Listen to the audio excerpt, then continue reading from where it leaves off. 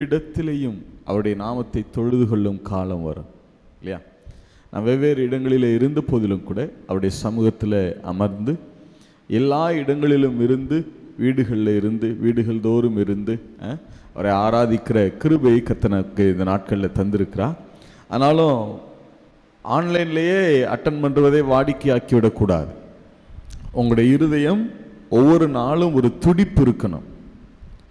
இஸ்ரவேலன் ஒவ்வொருத்தனுக்கும் ஒரு துடிப்பு இருக்குமா, எப்பொழுது நான் என்னுடைய தேவனுடைய ஆலயத்துக்கு போவேன்.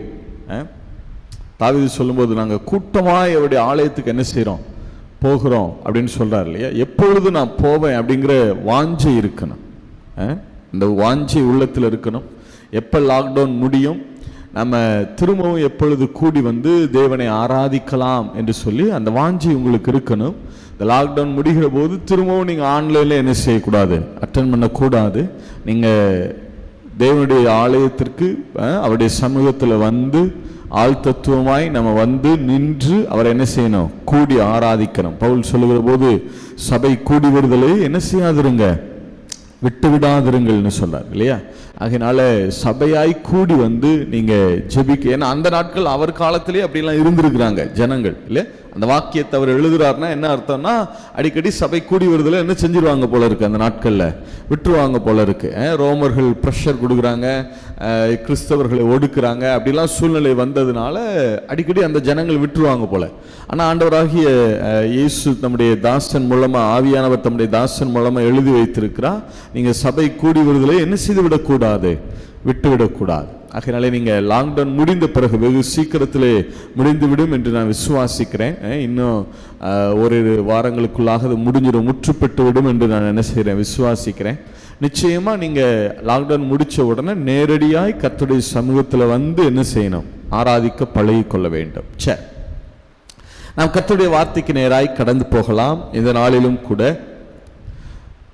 இஸ்ரவேலில் முற்பிதாவாய் இருந்த ஒருவருடைய மனைவியை குறித்து நாம் என்ன செய்ய போகிறோம், தியானிக்க போகிறோம். இஸ்ரவேல் தேசத்தினுடைய 3 பிதாக்கள், ரொம்ப முக்கியமான பிதாக்கள், ஆபிரகாம், ஈசாக்கு, யாக்கோபு. இதில் ஆபிரகாமை குறித்து நம்ம நிறையா கேள்விப்பட்டிருக்கிறோம்.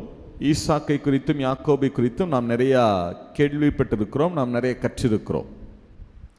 அவர்களுடைய மனைவிமார்கள், ஆபிரகாமுடைய மனைவி சாராளை குறித்தும் நாம் தியானித்திருக்கிறோம். ஈசாக்கினுடைய மனைவி ரெபேக்காளை குறித்து அதிகமாய் சொல்லப்பட்டிருக்கான்னு எனக்கு தெரியல, ஆனால் அவங்க சபைக்கு அடையாளமானவர்.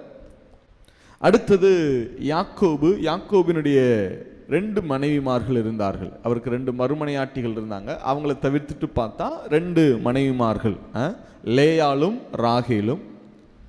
இவர்களை குறித்து அதிகமாய் என்ன செய்யப்பட்டதா எனக்கு நினைவில் இல்லைன்னா, பேசப்பட்டதா எனக்கு நினைவில் இல்லை. நானுமே அதிகம் அவங்களை குறித்து பேசினது கிடையாது. அதனால் இந்த நாளிலும் கூட யாக்கோபினுடைய மனைவியாக இருந்த லேயாளை குறித்து நாம் என்ன செய்ய போகிறோம், தியானிக்க போகிறோம். லேயாளுடைய வாழ்க்கை எப்படி இருந்தது, அந்த வாழ்க்கையில் கர்த்தர் என்ன செய்தார், 2 காரியம்தான். லேயாளுடைய வாழ்க்கையினுடைய சூழல் எப்படி இருந்தது என்பதை தியானிக்க போகிறோம். அடுத்து அந்த சூழ்நிலைகள் மத்தியில் தேவன் எப்படிப்பட்டவராய் தம்முடைய மகிமையை விளங்க பண்ணினார், லேயாளுக்கு என்ன காரியங்களை, எப்படிப்பட்ட நன்மைகளை தேவன் செய்தார் என்கிறதை குறித்து என்ன செய்ய போகிறோம், நாம தியானிக்க போகிறோம். சரி, யாக்கோபு, இந்த சம்பவம் உங்களுக்கு தெரியும் இல்ல. ஈசாக்கு, ரெபேக்காள் 2 பேரும் சேர்ந்து யாக்கோபை இந்த பதான் அராம் என்கிற தேசத்துக்கு அனுப்பி வைக்கிறாங்க. அங்க ரெபேக்காளுடைய அண்ணன் லாபான் அங்கே இருக்கிறார். லாபானுக்கு 2 குமாரத்திகள் இருக்கிறார்கள். மூத்தவள் லேயாள், இளையவள் ராகேல். லேயாள் அப்படின்னா என்ன அர்த்தம் அப்படின்னா, லேயா அப்படின்னா என்ன அர்த்தம் அப்படின்னா, எபிரேய பாஷையில வியரி அப்படின்னு சொல்லுவாங்களா, WEARY அல்லது வியரீடு, சோர்வான அல்லது பலவீனமான, சோர்வான அல்லது பலவீனமான. ஏன் அப்படின்னு சொன்னா, லேயாளுடைய சரீரத்தில் சில பலவீனங்கள் இருந்தது. லாபானுக்கு 2 குமாரத்திகள், மிகப்பெரிய பிரபுவாய் இருந்தார். அந்த பதானராம் தேசத்தில் லாபான் என்பவர் மிகப்பெரிய பிரபுவாய் இருந்தார். 2 குமாரத்திகள் இருக்கிறார்கள். மூத்தவள் அவள் சரீர பலவீனம் உடையவளாக இருந்தார். சரீரத்தில் அவள் ரொம்ப வீக்கான பர்சன். ஆதியாகம புஸ்தகம் 29வது அதிகாரம் 17வது வசனம். ஆதியாகம புஸ்தகம் 29வது அதிகாரம் 17வது வசனம். லேயாளுடைய கண்கள் கூச்ச பார்வையாய் இருந்தது. ராகேலோ ரூபவதியும் பார்வைக்கு அழகானவளுமாய் இருந்தாள். இல்லையா? ராகேல் பார்ப்பதற்கு ரொம்ப அழகா, பார்வைக்கு அழகானவள், ரூபவதியாய் இருந்தவள். ஆனால் மூத்தவளாகிய லேயாலோ அப்படி கிடையாது. லேயால் சரீரத்தில் பலவீனமுடையவள். தமிழ் மொழிபெயர்ப்பில் அதை கூச்ச பார்வை என்று போட்டிருக்கு. இல்லையா? நீங்க பொது மொழிபெயர்ப்பில் வாசிங்கன்னா ஆதியாகம புஸ்தகம் 29வது அதிகாரம் 17வது வசனத்தை பொது மொழிபெயர்ப்பில் வாசிங்க பார்க்கலாம். ஆனால் லேயா மங்கிய பார்வை உடையவள். மங்கிய பார்வை, கூச்ச பார்வைனா லேசா அப்படி கண்ணு சிலருக்கு கூசி இருக்குல்ல, அப்படி கூச்சமா பார்ப்பாங்க. அப்படி அல்ல, லேயாளுடைய பார்வை திறனே குறைபாடு உடையது. லேயாளுக்கு பார்வையே மங்கின பார்வை தான் இருந்தது. லேயாளுடைய பார்வையே ரொம்ப ஒரு என்ன சொல்றது, ஒரு 25-30% பார்வை தான் அவளுக்கு இருந்தது. ரொம்ப பகல் நேரத்திலே அவ்வளவு பார்வை தான், இரவு நேரத்தில் அதுவும் இருக்காது. பொதுவாக நீங்க வேதத்தினுடைய தன்மை என்னன்னா, நீங்க எல்லா இடத்துலையும் பார்த்தீங்கன்னா யாருடைய சரீர பலவீனத்தையும் அதை அடையாளப்படுத்தி காட்டவே காட்டாது. நீங்க வேதத்தில் நல்லா கவனிச்சீங்கன்னா, அவனுடைய ஒரு மனிதன் இருக்கா அல்லது மனுஷி இருக்காங்கன்னா, அவருடைய சரீரத்தில் ஊனம் அல்லது பலவீனம் இருந்துச்சுன்னா அது ரொம்ப டீட்டெயில்டாலாம் என்ன செய்யாது, வேதத்தில் ஆவியானவர் எழுதவே மாட்டார். எங்குமே அதை எழுத மாட்டார். ஏன்னா அவரை பொறுத்த மட்டும் பலவீனம் ஒரு பலவீனம் அல்ல. எத்தனை பேர் ஆமேன்னு சொல்ல முடியும்? சரீரத்தில் இருக்கிற ஒரு பலவீனம் அல்ல. இல்லையா? அதனால வேதத்தில் நீங்க வாசிங்கன்னா, வேதத்தை ஆவியானவர் எப்போதுமே என்ன செய்ய மாட்டார்னா, சரீரத்தில் இருக்கிற பலவீனங்களை ரொம்ப டீட்டெயில்டா என்ன செய்ய மாட்டாரு, எழுத மாட்டார். மிஞ்சி அதிகமாக எழுதவே மாட்டாரு. அதிகமாக என்ன செய்யவே மாட்டாரு, எழுதவே மாட்டாரு. ஒருவேளை ஒரு சத்தியத்தை வெளிப்படுத்துவதற்காக அதை எழுத வேண்டிய அவசியம் இருந்தா கூட ஒரே வார்த்தையில முடிச்சுக்கிடுவார். 1-2 வார்த்தையில அதை முடிச்சுக்கிடுவார். ரொம்ப டீட்டெயில்டா ஆவியானவர் என்ன செய்து வைக்க மாட்டார், வேதத்தில் எழுதி வைக்க மாட்டார். ஆனாலும் கூட இந்த லேயாளுடைய சரீர பலவீனத்தை ஆவியானவர் ரொம்ப அதை கரெக்டாக ஒரு வார்த்தை சொன்னாலும் அதை சரியாக தெளிவாக எழுதி வைத்திருக்கிறார். அவளுடைய கண்களில் பார்வை குறைபாடு இருந்தது. இரவு நேரங்களில் அவளால் வெளியில் எங்கேயும் போக முடியாது. உதவி இல்லாமல் தனியாக எங்கேயும் என்ன செய்ய முடியாது, போக முடியாது. இந்த மாதிரி கண்களில் பிரச்சனை இருந்துச்சுன்னா ஏராளமான காரியங்கள் இருக்கும். அவங்க லைஃப்பில் பாதிக்கு மேற்பட்ட காரியங்களை அவர்கள் இழந்திருப்பார்கள். பாதிக்கு மேற்பட்ட ஒரு சராசரி மனுஷனுக்கு, சிறு பிள்ளையில பிராயத்திலிருந்து நீங்கள் கவனிச்சிங்கன்னா, மற்றவர்களோடு சேர்ந்து விளையாட முடியாது, தனித்து வைக்கப்பட்டிருக்கணும். எல்லா வேலைகளிலும் மற்றவர்களைப் போல என்ன செய்ய முடியாது, ஈடுபட முடியாது. அவர்களுக்கு நண்பர்கள் வட்டாரமே குறைவாக இருக்கும். ஏன்னா எல்லா இடங்களுக்கும் போய் எல்லா நண்பர்களோடு அவர்கள் என்ன செய்ய முடியாது. மற்றவங்களுக்கு ஒரு 10 நண்பர்கள் இருந்தால் இந்த மாதிரி சரீர ஊனம் உடையவர்களுக்கு 1-2 பேர் தான் இருப்பாங்க. ஏன்னா அவர்களால் எல்லா இடங்களுக்கும் என்ன செஞ்சிட முடியாது, போய் நண்பர்களோடு பழக முடியாது. உறவினர்களுடைய விசேஷங்கள் அப்படிலாம் போய் அவங்களால எல்லா இடத்துக்கும் அவர்களால் நார்மலாக என்ன செய்ய முடியாது, டிராவல் ஆக முடியாது. என்னை கேட்டால் என்ன சொல்லுவேன்னா, வாழ்க்கையினுடைய பாதி காரியங்களை, மற்றவர்கள் அனுபவிக்கிற காரியங்களில் பாதியை கூட அவர்களால் என்ன செய்ய முடியாது, அனுபவிக்க முடியாது. இதுதான் ரியாலிட்டி. இதுதான் இப்ப யாக்கோபுடைய மனைவியா இருந்த லேயாளுடைய, இப்ப லாபானை வச்சுக்கிறோமே, லாபானுடைய மூத்த மகளா இருந்த லேயாளுடைய சூழ்நிலை இதுதான். அவளுடைய பார்வையே மங்கின பார்வை. அவளுடைய தோற்றமும் பார்ப்பதற்கு அழகான தோற்றம் அல்ல. ஆனால் ராகேல் எழில் தோற்றமுடையவள். ராகேல் எப்படிப்பட்ட தோற்றமுடையவளா, எழில் தோற்றமுடையவள். அந்த வசனம் அப்படிதானே இருக்கு பொதுமொழிபெயர்ப்புல வாசிங்க. 29:17 பொதுமொழிபெயர்ப்புல வாசிங்க பார்க்கலாம். ஆனால் லேயாள் மங்கிய பார்வை உடையவள். லேயாள் மங்கிய பார்வை உடையவள். ராகேலோ வடிவழகும் எழில் தோற்றமும் உடையவள் ராகேல். ஆனா லேயாள் பார்ப்பதற்கு அப்படி அல்ல. அவளுக்கு அந்த வடிவழகோ அல்லது எழில் தோற்றமோ கிடையாது. இதுதான் லேயாளுடைய வாழ்க்கையினுடைய சூழல். அதனாலதான் எப்போதுமே ஒரு சோர்வான இருதயம், எப்போதுமே பலவீனமாய் ஃபீல் பண்றது, அப்படிலாம் அனுபவிச்சிருக்கீங்களா பிரதர்? என்னுடைய சரீரத்தில் சில பலவீனங்கள் இருக்கு பிரதர். எப்போதுமே I feel so tired brother. எப்போதுமே நான் ரொம்ப டயர்டாக ஃபீல் பண்ணுறேன். என் சரீரத்திலேயே மனதளவுலையும் சோர்வடைந்தவளா இருக்கிறேன். இன்னொரு பக்கம் என்னுடைய சரீரத்திலையும் நான் சோர்வடைந்தவளா ரொம்ப டயர்டா நான் ஃபீல் பண்றேன், பலவீனமா நான் ஃபீல் பண்றேன் பிரதர். இதான் லேயாளுடைய வாழ்க்கை.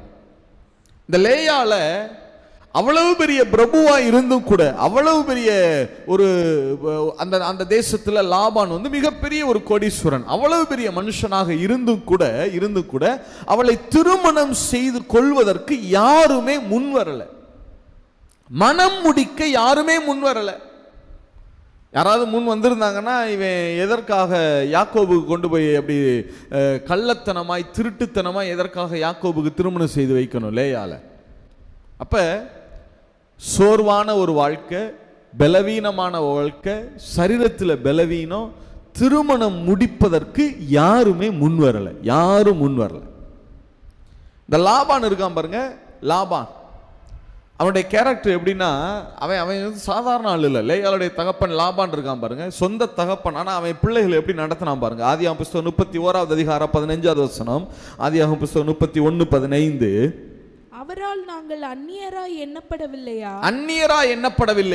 அவர் எங்களை விற்று எங்கள் பணத்தையும் வாயிலே போட்டு கொண்டார். நல்லா கவனிங்க.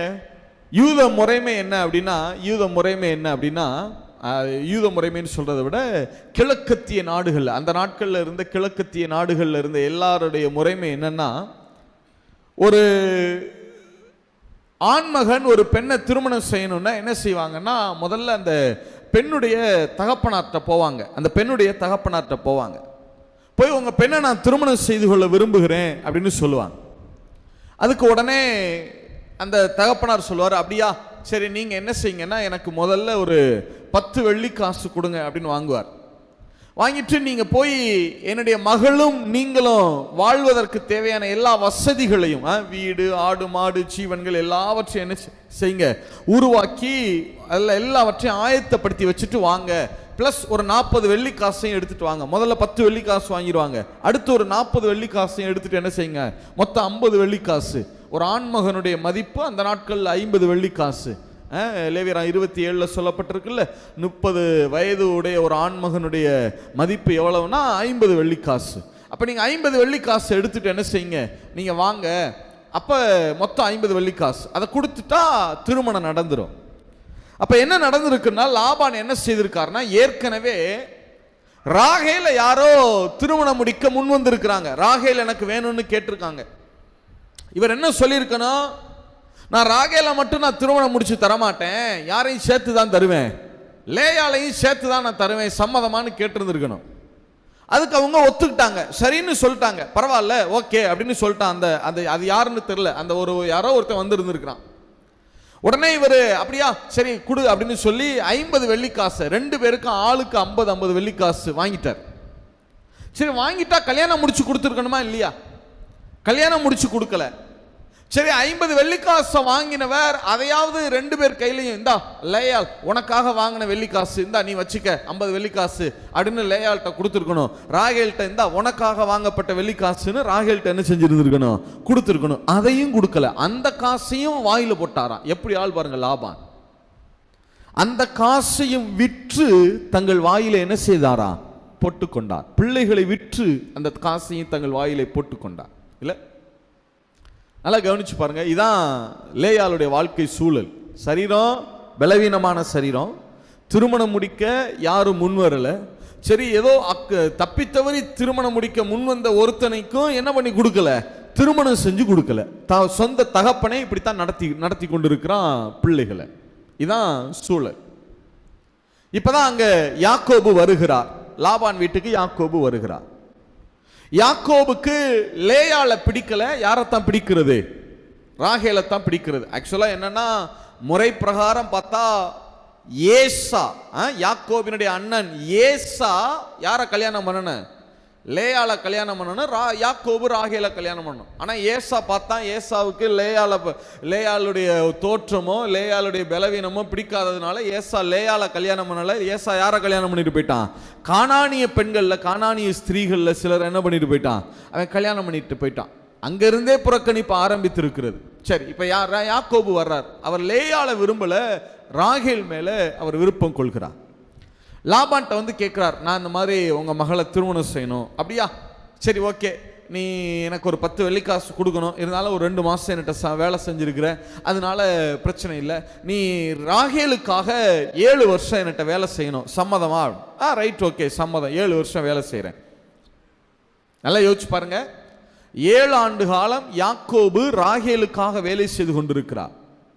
ஆனா லேயாளுக்கு அந்த 7 ஆண்டு காலத்துக்குள்ள திருமணம் முடித்து வைப்பதற்கு எந்த விதமான ஸ்டெப்பையும் லாபான் எடுக்கல. இனிமே தனக்கு ஒரு வாழ்க்கை அமையுமா அப்படின்னு சொல்றதுக்கு லேயாளுக்கு என்னவே கிடையாது. அவள் நம்புவதற்கு வாய்ப்பே கிடையாத ஒரு சூழல், வாய்ப்பே கிடையாத ஒரு சூழல். சரி, 7 வருஷம் வேலை செஞ்சுட்டான். அந்த திருமண நாளை கொஞ்சம் யோசிச்சு பாருங்க. இந்த 7 வருஷமும் என்னெல்லாம் கேட்டிருப்பாங்க லேயாள்கிட்ட சுற்றி இருக்கிறவங்களாம். என்னப்பா, ராகேலுக்கு ஒரு யாக்கோபு வந்துட்டான், உனக்கு இன்னும் யாரும் வரலையா? உன்னைய திருமணம் செய்து கொள்ள இன்னும் யாரும் வரலையா? உனக்கு வாழ்க்கை அமைத்து கொடுக்க இன்னும் இந்த லாபான் ஆயத்தமா இருக்கு. எவ்வளவு கேட்டிருந்திருப்பாங்க, எவ்வளவு அவளுடைய இருதயம் காயப்பட்ட இருதயமா இருந்திருந்திருக்கும். யோசிச்சு பாருங்க, எவ்வளவு ஹட் பண்ணப்பட்டிருப்பா எத்தனை பேரால. நிறைய பேருக்கு இந்த இங்கீதம்னு சொல்லுவாங்கல்ல, அது சுத்தமா இருக்காது. பார்த்திருக்கீங்களா? நிறைய பேருக்கு குழந்தை இருக்காதுன்னு தெரியும், குழந்தை இல்லைன்னு தெரியும். அதை கேட்டா காயப்படுவாங்கன்னு கூட தெரியாம அதையே திரும்ப திரும்ப கேட்பாங்க. பார்த்திருக்கீங்களா? என்ன, இன்னும் ஒன்றும் குழந்தை இல்லையா அப்படிம்பாங்க. பார்த்திருக்கீங்களா? திருமணம் ஆயிருக்காது, என்ன இன்னும் உனக்கு ஒருத்தனை வரலையா அப்படின்னு கேட்பாங்க. பார்த்திருக்கீங்களா? இதை கேட்கக்கூடாது, நேரடியா என்ன செய்யக்கூடாது, கேட்கக்கூடாதுங்கிற இங்கிதம் கூட என்ன செய்யாது, நிறைய பேருக்கு இருக்காது. பார்த்திருக்கீங்களா? அவளுடைய குறைவுகளை டைரக்டா கேட்பாங்க. பார்த்திருக்கீங்களா? என்ன, இன்னும் வாடகை வீட்டிலே தானா இருக்கீங்க, சொந்த வீடு இல்லையா? சொந்த வீடு இல்லைன்னு தெரியும், அதை கேட்கக்கூடாது, வருத்தப்படுவாங்கன்னு என்ன செய்யாது, தெரியாது. பார்த்திருக்கீங்களா? ஹட் பண்றதுக்குன்னே இருக்கிற கிருபை பெற்ற ஆளுகள்லாம் நிறைய இருக்கு. காயப்படுத்துறதுக்குன்னே என்ன பெற்ற ஆளுக, கிருபை பெற்ற ஆளுக. லேயால எவ்வளவு பேர் காயப்படுத்தி இருப்பாங்க. சரி, 7 வருஷம் ஆச்சு யாக்கோபுக்கு ராகேலுக்கு திருமணம். யோசிச்சு பாருங்க. அதே வீட்டில் தான் லேயாலும் இருக்கிறாங்க. கிழக்கத்தி நாடுகளில் சாயங்காலத்தில் தான் அந்த மேரேஜ் நடக்கும். இரவு நேரத்தில் தான் மேரேஜ் நடக்கும். காலையிலிருந்து வீடு ஒரே கொண்டாட்டமாக இருக்கிறது. உறவினர்கள்லாம் வந்திருக்கிறாங்க. யாக்கோபுக்கும் ராகேலுக்கும் சாயங்காலம் கல்யாணம். எல்லா உறவுகளும் வந்திருக்கிறாங்க.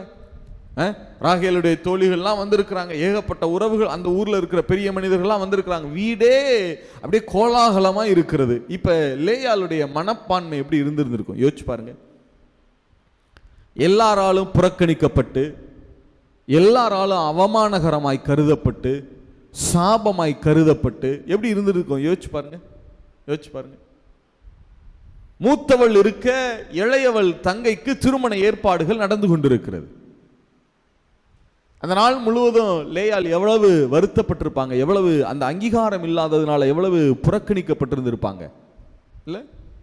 சரி, அந்த நாள் இரவுல லேயாள் பார்க்க, மூத்தவள் பார்க்க இளையவளுக்கு என்ன நடக்கிறது, திருமணம் நடக்குது. ராகேலுக்கு திருமணம் நடக்குது.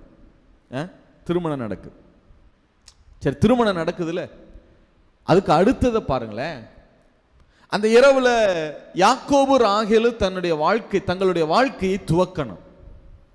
ஆனால் யாக்கோபோடு வாழ்க்கையை துவக்குவதற்கு ராகேல் அனுப்பப்படாமல் லேயா அனுப்பப்படுறாங்க.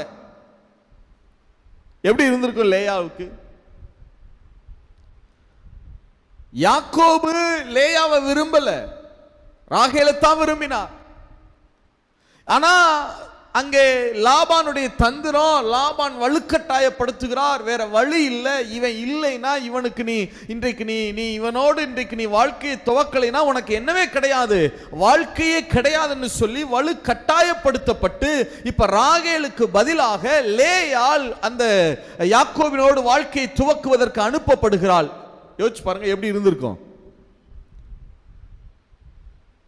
இப்ப வாழ்க்கையை துவக்கிறாள் இல்லையா, அப்ப லேயாளுக்கு திருமணம் முறைப்படி நடக்கல. யாக்கோபுக்கு இரவுல மனைவியாக லேயாள் கொடுக்கப்பட்டாலும் மணவரையில லேயாள் அமரவே இல்லை. லேயாளுக்கு திருமணம் முறை பிரகாரம் நடத்தப்படவில்லை. லேயாளுடைய வாழ்க்கையில முறைப்படி எதுவுமே நடக்கல. இந்த திருமணங்கள் எல்லாம் பார்த்தீங்கன்னா இந்த ட்ரெடிஷனை ரொம்ப முக்கியத்துவப்படுத்துவாங்க. அது ஏன் செய்கிறாங்க செய்யலைன்னா என்ன செய்யாது தெரியாது. ஆனால் எதை முக்கியத்துவப்படுத்துவாங்க அதிகமாக? ட்ரெடிஷனை, இதை தான் செய்யணும், இப்போ இது இப்படி இருக்கணும். அதுக்கு நிறைய காரணங்கள் இருக்கலாம், அதை நான் தவறு சொல்லலை, ட்ரெடிஷனை நான் தவறுன்னு சொல்லலை.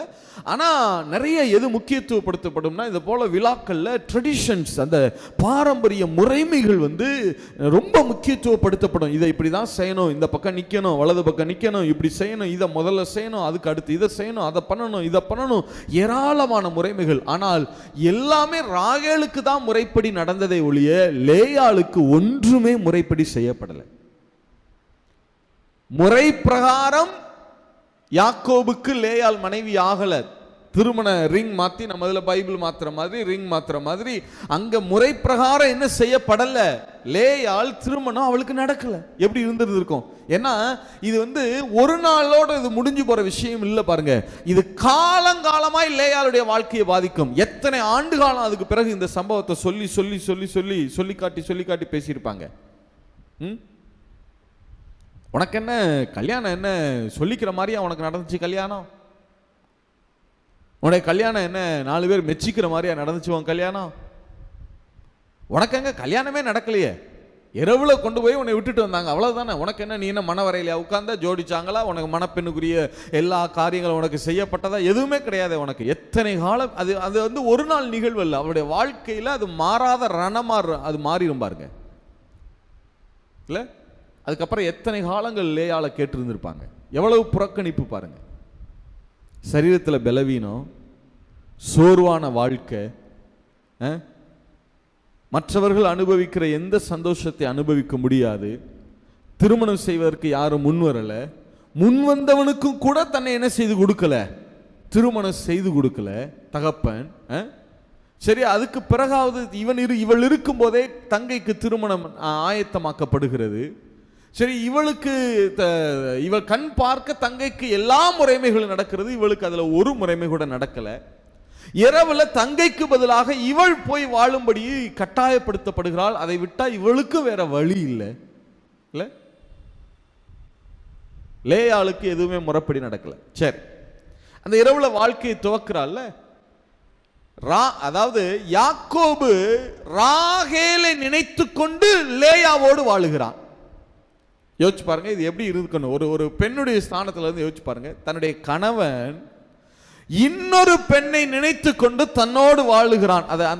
அந்த பெண்ணுக்கே தெரியாம இல்ல, தெரிந்தே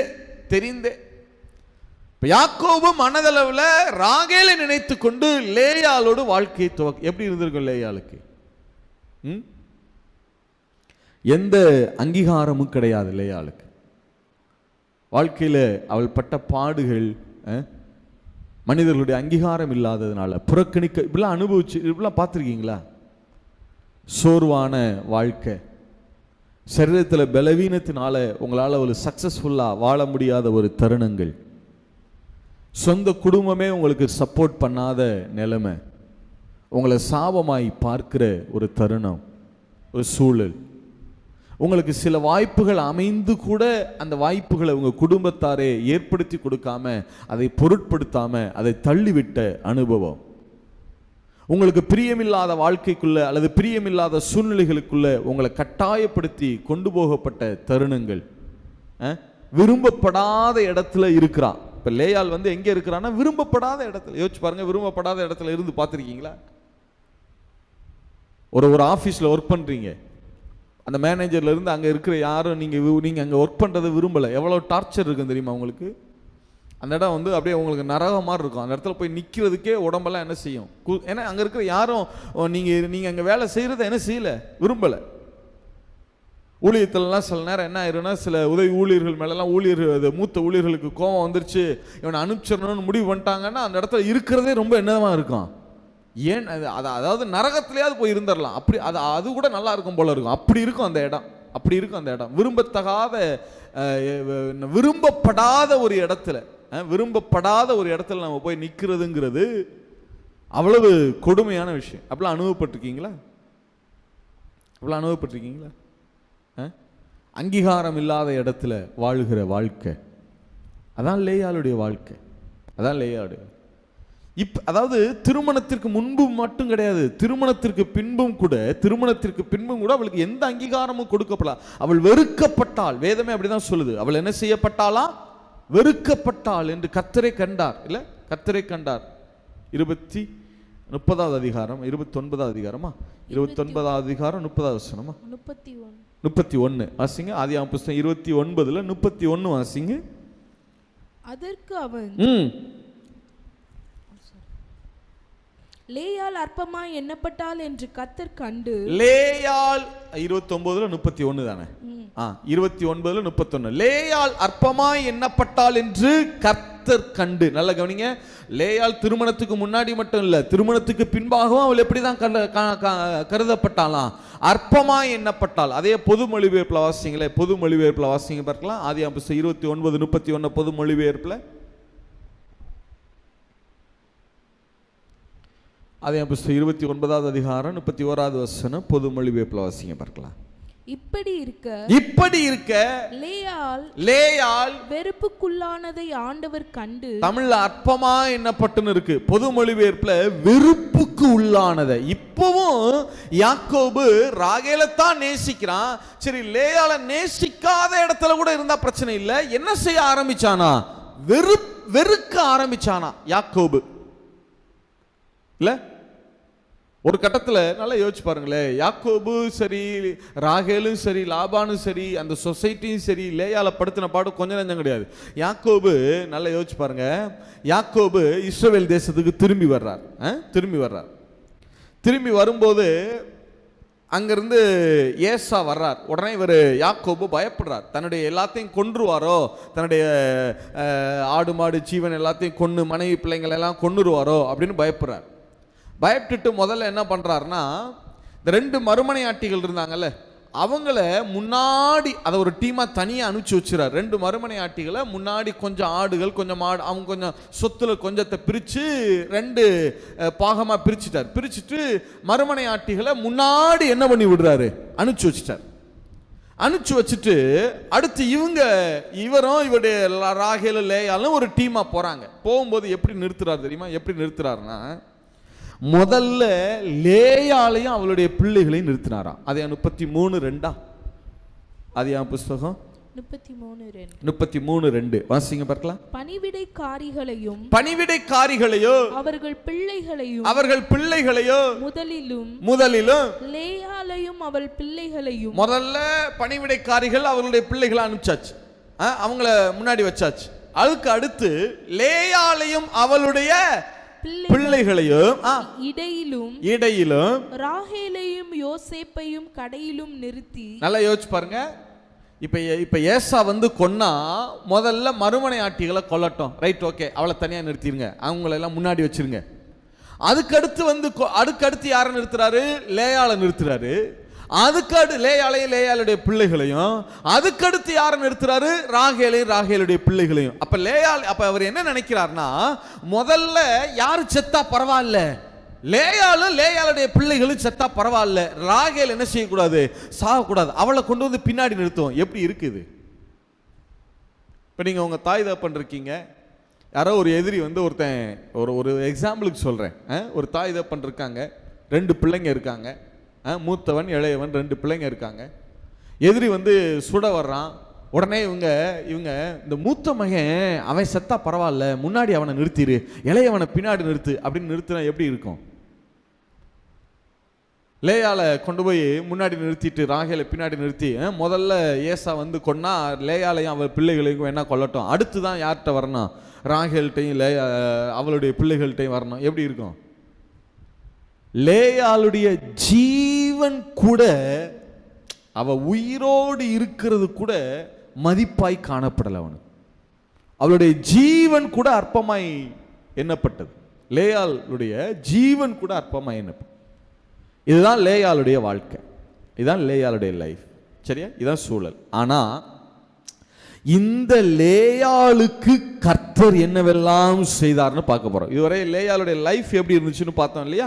இந்த லேயாளுக்கு சோர்வான, பலவீனமான, எந்த சரீர பலவீனமுடைய, மற்ற மனிதர்களைப் போல வாழ முடியாத, திருமணம் செய்து கொள்வதற்கு ஆட்கள் இல்லாத, அப்படிப்பட்ட வாய்ப்புகள் இருந்தும் கூட சொந்த தகப்பனே அதை தட்டி விட்டுட்டான். அதுக்கு அடுத்து வலுக்கட்டாயமாய் ஒருவனுக்கு மனைவியாய் கொடுக்கப்படுகிறாள். விரும்பப்படாத இடத்திலே வாழ வேண்டிய ஒரு சூழல் இருக்கிறது. எதுவுமே அவளுடைய வாழ்க்கையில முறைப்படி என்ன செய்யப்படல. அற்பமாய் எண்ணப்படுகிறாள், வெறுக்கப்படுகிறாள். அவளுடைய ஜீவன் கூட ஒரு பொருட்டாக என்ன செய்யப்படல, கருதப்படலை. உயிர் கூட அவளுடைய உயிர் கூட, அவள் உயிரோடு இருக்கிறது கூட ஒரு பொருட்டாக என்ன செய்யப்படலை, கருதப்படலை. ஆனா அப்படிப்பட்ட லேயாளுக்கு கர்த்தர் என்ன செய்தார், என்ன செய்ய போகிறோம், பார்க்க போகிறோம். வாசிங்க பார்க்கலாம். ஆதியாகம புஸ்தகம் 29வது அதிகாரம் 31வது வசனம். ஆதியாகம புஸ்தகம் 29வது அதிகாரம் 31வது வசனம். லேயாள் அற்பமாய் எண்ணப்பட்டாள் என்று கர்த்தர் அற்பமாய் எண்ணப்பட்டாள் அல்லது வெறுக்கப்பட்டாள் என்று கர்த்தர் கண்டு அவள் கற்பந்தரிக்கும்படி செய்தாள். ராகேலோ மலடியாய் இருந்தாள். லேயாள் கர்ப்பவதியாகி ஒரு குமாரனை பெற்று கர்த்தர் என் சிறுமையை பார்த்தருளினார். இப்பொழுது என் புருஷன் என்னை நேசிப்பார் என்று சொல்லி அவனுக்கு ரூபன் என்று பெயரிட்டாள். இப்ப லேயா அற்பமா எண்ணப்பட்டால், வெறுக்கப்பட்டால், சிறுமைப்படுத்தப்பட்டால் என்று கர்த்தர் கண்டு லேயாளுடைய கர்ப்பத்தை தான் முதலாவது கர்த்தர் திறந்தார். ராகேலுடைய கர்ப்பத்தை அல்ல, லேயாளுடைய கர்ப்பத்தை தான் கர்த்தர் முதலாவது திறந்தார். ரூபனை வெளிப்பட பண்ணினார். அல்ல கவனிங்க, இது சாதாரண காரியம் அல்ல. ஏதோ ஒரு குழந்தை பிறந்துச்சு, ஒரு இன்சிடென்ட் கிடையாது. ஏன் அப்படின்னா மற்றவர்கள்லாம் குழந்தை பிறப்பது, குழந்தையை பெற்றுக்கொள்வது அவர்களுடைய வாழ்க்கையினுடைய ஒரு பாகமாக இருந்திருக்கலாம். ஆனால் லேயாளுடைய பெற்ற அந்த ரூபன் அப்படி கிடையாது. ரூபன் சாதாரணமானவன் அல்ல. இஸ்ரவேலுடைய 12 கோத்திரங்களின் முதல் கோத்திரத்தின் தலைவன் தான் இந்த ரூபன். இப்ப லேயாள் ஒரு குழந்தையை பெற்றெடுக்கல, ஒரு கோத்திர பிதாவை பெற்றெடுத்தார்.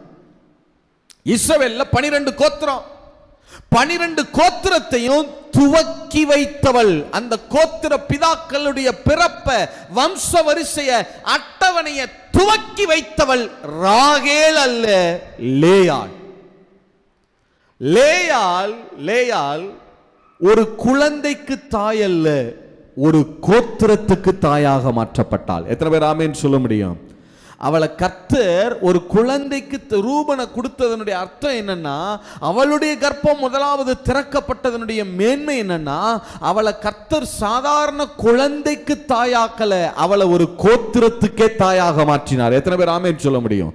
நல்லா நீங்க நினைவில் வைத்துக் கொள்ளுங்க சிஸ்டர், நினைவில் வைத்துக் கொள்ளுங்க பிரதர். மனிதர்கள் உங்களை புறக்கணிக்கலாம், மனிதர்கள் உங்களை அவமானப்படுத்தலாம், மனிதர்கள் உங்களை தள்ளி வைக்கலாம், நீங்க ஒரு சின்ன ஆளுன்னு சிறுமைப்படுத்தலாம், நீங்க குறுகி போனவளாய் காணப்படலாம். நான் சொல்றேன், கர்த்தர் உங்களை குறுக்கத்தின் தாயாக அல்ல, கர்த்தர் உங்களை பெருக்கத்தின் தாயாக வைத்திருக்கிறார். எத்தனை பேர் ஆமென் சொல்ல முடியும்? எந்த இடத்துல நெருக்கமும் குறுக்கமும் இருக்கிறதோ அந்த இடத்துல தான் தேவன் விசாலத்தை உண்டு பண்ண வல்லமையுள்ளவராக இருக்கிறார். இல்ல, தாவீது சொல்லும்போது சொன்னார், நான் நெருக்கத்திலிருந்து கர்த்தரை நோக்கி கூப்பிட்டேன், அவர் என்னை கேட்டருளி விசாலத்திலே கொண்டு வந்து வைத்தார். எந்த ஒரு யாருடைய வாழ்க்கையில விசாலம் வரப்போகுதுன்னா, யார் குறுக்கத்தின் மத்தியில, சிறுமையின் மத்தியில, நெருக்கத்தின் மத்தியில நீங்க கடந்து போகிறீங்களோ, உங்க வாழ்க்கையில தான் கர்த்தர் ஒரு பெருக்கத்தை கட்டளையிட வல்லமையுள்ளவராக இருக்கிறார். எத்தனை பேர் ஆமென் சொல்ல முடியும்? அப்ப ரூபனை கர்த்தர் லேயாளுக்கு முதல்ல கொடுத்துருது. நோக்கம் என்னன்னா அவளை ஒரு குழந்தைக்கு தாயாக மாற்ற விரும்பல. இஸ்ரவேலின் 12 கோத்திர பிதாக்களின் வம்ச அட்டவணையை துவக்கி வைத்தது லேயாள் தான். எவ்வளவு பெரிய கணம் பாருங்க இல்ல. லேயாள் தான் 12 கோத்திரங்களினுடைய அட்டவணையை துவக்கி வச்சா. சரி, முதல்ல அவளை ஒரு அவ்வளவு நெருக்கத்தில் இருந்து கர்த்தர் இப்ப எதை நோக்கி கொண்டு போகிறா? ஒரு பெருக்கத்தை நோக்கி என்ன செய்கிறா? கொண்டு போகிறா. முதல் காரியம். சரி, வாசிங்க பார்க்கலாம். தொடர்ந்து வாசிங்க. ஆதியாகமம் புத்தகம் 29 32 வாசிங்க பார்க்கலாம். 33 வாசிங்க பார்க்கலாம். மறுபடியும் அவள் கர்ப்பவதியாகி ஒரு குமாரனை பெற்று நான் அற்பமாய் எண்ணப்பட்டதை கர்த்தர் கேட்டருளி இவனையும் எனக்கு தந்தார் என்று சொல்லி அவனுக்கு சிமியோன் என்று பெயரிட்டார். சிமியோன் அப்படின்னா எபிரேய பாஷையில ஹியரிங், கேட்கிறது, காது கொடுத்து கேட்கிறது இல்ல. யோசிச்சு பாருங்க, லேயாளுடைய சத்தத்தை அவருடைய குடும்பத்திலையும் சரி சொசைட்டிலையும் சரி யாருமே கேட்கல. இன்க்ளூசிவ் யாக்கோபு கணவன் உட்பட, தகப்பனார் உட்பட யாருமே அவருடைய சத்தத்துக்கு செவி கொடுக்கல. எத்தனை புலம்பல்கள், எத்தனை அங்கலாய்ப்புகள் இருந்துச்சு. அது யாருமே லேயாளுடைய சத்தத்துக்கு செவி கொடுக்கல. எனக்கு முறைப்படி செஞ்சு வைங்க, இப்படிப்பட்ட ஒரு வாழ்க்கை வேணாம், யாக்கோபு எனக்கு கணவரா கொடுத்துடாதீங்க, எனக்கு இதெல்லாம் வேணாம், யாரோ ஒருத்தர் இருந்தா கூட பரவாயில்ல, ஆனா எனக்கு முறைப்படி செய்து வைங்க, இப்படி திருட்டுத்தனமாகலாம் என்னுடைய திருமணம் என்ன செய்ய வேண்டாம், நடக்க வேணாம். எவ்வளவு பேசியிருப்பா, எவ்வளவு கேட்டிருப்பா. யாருமே அந்த சத்தத்துக்கு என்ன செய்யல, செவி கொடுக்கல. லேயாளுடைய சத்தத்திற்கு யார் செவி கொடுத்தார்களோ இல்லையோ, கர்த்தர் அந்த சத்தத்தை கேட்டருளினார். எத்தனை பேர் ஆமென் சொல்ல முடியும்? அவருடைய இருதயத்தின் அங்கலாய்ப்புகளை, இருதயத்தினுடைய வேண்டுதல்களை, இருதயத்தினுடைய குமுறுதல்களை கர்த்தர் கேட்டருளார். நீங்க நல்லா நினைவுல வச்சுக்கிறீங்க பிரதர், நினைவுல வச்சுக்கோங்க சிஸ்டர். நீங்க நினைக்கலாம், என்னுடைய சத்தத்துக்கு யாரும் செவி கொடுக்க மாட்டாங்க, நான் விரும்புகிற காரியங்கள் எனக்கு செய்யப்பட மாட்டேங்குது, எல்லாமே நான் விரும்புகிறதுக்கு எதிராக நடக்குது, யாரும் எனக்கு ஒத்துழைக்க மாட்டாங்க. கர்த்தருடைய நாமத்தினால சொல்றேன், நம்முடைய ஆண்டவர் இரட்சகருமாகிய இயேசுவின் நாமத்தினால நான் சொல்றேன், நிச்சயமாய் சொல்றேன், யார் உங்களுடைய சத்தத்தை கேட்டிருக்காங்களோ இல்லையோ, கர்த்தர் உங்களுடைய சத்தத்தை கேட்டிருக்கிறார். நீங்க விட்ட பெருமூச்சை கூட அவருடைய காதுகள் கேட்டிருக்கிறது. நீங்க விட்ட பெருமூச்சை கூட அவர் கேட்டிருக்கிறார். நிச்சயமா ஒரு நாட்கள்ல கத்துறதுக்கு பலன் கொடுக்க வல்லமையில. ஏன்னா லேயாளுக்கு அவளுடைய வாழ்க்கையில என்னெல்லாம் நடந்துச்சோ அது ஒன்னொன்னா பலன் கொடுக்க ஆரம்பிச்சார், அதுக்கு பதில் கொடுக்க ஆரம்பிச்சார். எப்படி பிரதர், எப்படி பதில் கொடுத்தாருன்னு சொல்றீங்க பிரதர்? எப்படி பதில் கொடுத்தார்? அதைத்தான் வருஷம் என்ன செய்ய போகிறோம், தியானிக்க போகிறோம். லேயாள் என்னெல்லாம் இருதயத்தில் கஷ்டப்பட்டு இருந்தாலோ அது எல்லாவற்றுக்கும் தேவன் ஒவ்வொன்னா என்ன செய்ய ஆரம்பித்தார், பதில் கொடுக்க ஆரம்பித்தார். எப்படி பதில் கொடுத்தார் வாசிங்க பார்க்கலாம். அடுத்த வசனம் வாசிங்க பார்க்கலாம். அடுத்த வசனம் வாசிங்க. ஆதியாகமம் புத்தகம் 29:34 வாசிங்க பார்க்கலாம். பின்னும் அவள் கர்ப்பவதியாகி ஒரு குமாரனை பெற்று என் புருஷனுக்கு 3 குமாரரை பெற்றபடியால் அவர் இப்பொழுது என்னோட சேர்ந்திருப்பார் என்று சொல்லி அவனுக்கு லேவி என்று பெயரிட்டாள். இல்ல, மூணாவது பிள்ளை லேவி. எவ்வளவு புலம்பி இருப்பா. என் வாழ்க்கையில எதுவுமே முறைப்படி நடக்கல, எதுவுமே முறைப்படி செய்யப்படல, நான் விரும்பின பிரகாரம் எனக்கு வாழ்க்கை அமையல, இது எதுவுமே எனக்கு நல்லா இல்லை, எவ்வளவு புலம்பி இருப்பா. ஆனா யாரும் அந்த சத்தத்தை கேட்கல. கர்த்தர் அந்த சத்தத்தை கேட்டார். கேட்டதனுடைய விளைவு என்ன தெரியுமா? அவளுக்கு லேவியை கொடுத்தார். இந்த லேவி கோத்திரம், லேவி ஒரு கோத்திரமானா பாருங்க, இது சாதாரண விஷயம் இல்லை. ஏன்னா இவளுடைய பேச்சை யாருமே கேட்கல, இவளுக்கு எதுவுமே முறைப்படி நடக்கல. ஆனால் இவளுடைய பிள்ளைகள் லேவி கோத்திரம் எழுமுனாங்க பாருங்க. லேவி கோத்திரத்தார் தான் இஸ்ரவேலர்களுக்கு எல்லா முறைமைகளையும் கற்றுக் கொடுக்கிற இடத்திலே வைக்கப்பட்டார்கள். லேவி கோத்திரம், லேயாளுடைய சந்ததியா இருந்த லேவி கோத்திரத்தார் தான், லேயாளுடைய பிள்ளைகள் லேவியர்கள் தான் எழும்பி இஸ்ரவேலர்களுக்கு எல்லா ஆராதனை முறைமைகள், எல்லா பலி முறைமைகள், எல்லா பண்டிகை முறைமைகள், எல்லா வாழ்க்கை முறைமைகள், எல்லா அரசாங்க முறைமைகள், எல்லா முறைமைகளையும் கற்றுக் கொடுத்தது சமஸ்த இஸ்ரவேலுக்குமே. 12 கோத்திரத்துக்கும் எல்லா முறைமைகளையும் கற்றுக் கொடுத்தது லேயாளுடைய வம்சத்தில் வந்த, லேயாளுடைய வயிற்றுல வந்த லேவி கோத்திரத்தார் தான் கற்றுக் கொடுத்தது. யோசிச்சு பாருங்க, எத்தனை நாட்கள் கதறி இருப்பா, எனக்கு எதுவுமே முறைப்படி செய்யப்படலையே, என்னுடைய வாழ்க்கையில் எந்த ஃபங்க்ஷனும் முறைப்படி, ஒரு ஸ்திரீக்கு என்னால் எதெல்லாம் முறைப்படி செய்யப்படணுமோ அது எதுவுமே எனக்கு முறைப்படி செய்யப்படலைன்னு எத்தனை நாட்கள் கதறி இருப்பா. ஆனால் இவளுடைய பிள்ளைகள் தான் எழும்பி இஸ்ரவேலுக்கே சகல முறைமைகளையும் கற்றுக் கொடுக்கிறவர்களாக மாறினாங்க. எத்தனை பேர் ஆமேன்னு சொல்ல முடியும்? நீங்கள் நினைக்கலாம், பிரதர் என் வாழ்க்கையில் எதுவுமே சரியான பிரகாரம் நடக்கலை பிரதர், அல்லது என் வாழ்க்கையில் எதுவுமே முறைப்படி நடக்கலை பிரதர், எனக்கு நடக்க வேண்டிய எதுவும் ஸ்பெஷலாகவே என்ன செய்யப்படலை, திருமணம், என்னுடைய வாலிபத்தில் செய்யப்பட வேண்டிய காரியங்கள், ஃபங்க்ஷனு, ஒரு பர்த்டே, எதுவுமே எனக்கு என்ன செய்யப்படலை, முறைப்படி நடக்கலை பிரதர். நான் சொல்கிறேன் பிரதர், நான் சொல்கிறேன், கர்த்தருடைய நாமத்தை முன்னிட்டு சொல்கிறேன், உங்களுக்கு எதுவுமே சரியா நடக்கலைன்னு சொல்றீங்கல்ல, நான் சொல்றேன், நீங்கள் லட்சக்கணக்கான மக்களுடைய வாழ்க்கையில அநேகம் காரியங்களை கற்பிக்கிறவர்களாகவும் முறைப்படி நடத்துகிறவர்களாகவும் அதை முறைமைப்படுத்துகிறவர்களாகவும் உங்களை வைக்க தேவன் வல்லமையுள்ளவராக இருக்கிறார். எத்தனை பேர் ஆமேன்னு சொல்ல முடியும்? எத்தனை பேர் ஆமேன்னு சொல்ல முடியும்? நீங்கள் நினைக்கிறீங்க இதெல்லாம் எனக்கு கிடைக்கலைன்னு, நான் சொல்கிறேன், அதெல்லாம் உங்களுக்கு ஏன் கிடைக்கலைன்னா அது எல்லாவற்றையும் உங்கள் கையில் யாரும் கொண்டு வந்து சில காரியத்தை கொடுக்கலைன்னு நீங்கள் நினைக்கிறீங்க. நான் சொல்கிறேன், நீங்கள் உங்களுக்கு கிடைக்கலைன்னு சொல்கிற அந்த காரியங்கள் எல்லாவற்றையும் நீங்கள் லட்சக்கணக்கான மக்களுக்கு கொடுக்கிற இடத்துல கர்த்தர் உங்களை வைத்திருக்கிறார். உங்களை வாங்குகிற இடத்துல வைக்கல, எந்த இடத்துல கர்த்தர் வச்சிருக்கிறாரு? கொடுக்கிற இடத்துல கர்த்தர் வச்சிருக்கிறார். யாரும் என் கையில் வந்து கொடுக்கலையே, எனக்கு இதை நடத்தலையேன்னு நீங்கள் நினைக்கிறீங்க. நான் சொல்கிறேன், கர்த்தருடைய நாமத்தை முன்னிட்டு சொல்கிறேன், கர்த்தர் சொல்கிற வார்த்தையை சொல்கிறேன், எனக்கு இது செய்யப்படலைன்னு நீ நினைக்கிற, ஆனால் உன்னை கொண்டு தான் அநேகருடைய வாழ்க்கையில் பல நன்மைகளை நான் செய்ய போகிறேன். எனக்கு இந்த நன்மை செய்யப்படலைன்னு நீ நினைக்கிற, அது உன்னுடைய இருதயத்தில் காலங்காலமாய் வடுவாய் மாறி இருக்கிறது. ஆனால் கர்த்தர் சொல்லுகிற வார்த்தை என்னன்னா, எனக்கு இந்த நன்மை செய்யப்படலைன்னு நீ சொன்னில்ல, நான் சொல்றேன், அதே நன்மையை நீ லட்சக்கணக்கான மக்களுக்கு நீ செய்ய போகிற.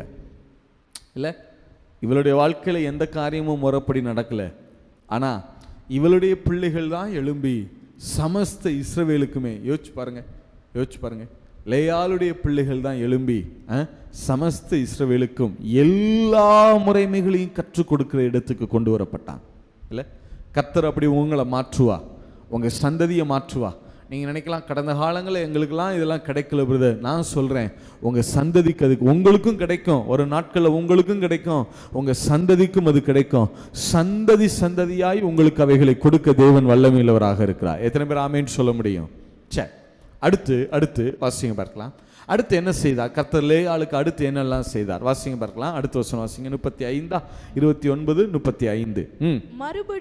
மறுபடியும் அவள் கர்ப்பவதியாகி ஒரு குமாரனை பெற்று இப்பொழுது கர்த்தரை துதிப்பேன் என்று சொல்லி அவனுக்கு யூதா என்று பெயரிட்டாள்.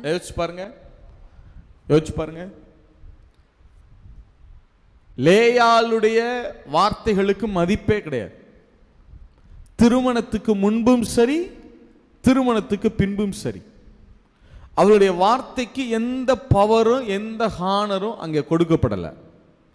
எவ்வளவு கதறி இருப்பா, யாக்கோபுக்கு திருமணம் செஞ்சு வைக்காதீங்க, எது நடந்தாலும் என் வாழ்க்கையில் எப்படி நடக்கட்டும், முறை பிரகாரம் நடக்கணும், எவ்வளவு கதறி இருப்பா, எவ்வளவு கத்தி இருப்பா. எந்த வார்த்தைக்காவது யாராவது செவி கொடுத்தாங்களா? யாரும் செவி கொடுக்கல. இல்லை, ஆனால் யார் செவி கொடுத்தாங்களோ இல்லையோ, கர்த்தர் செவி கொடுத்தார்.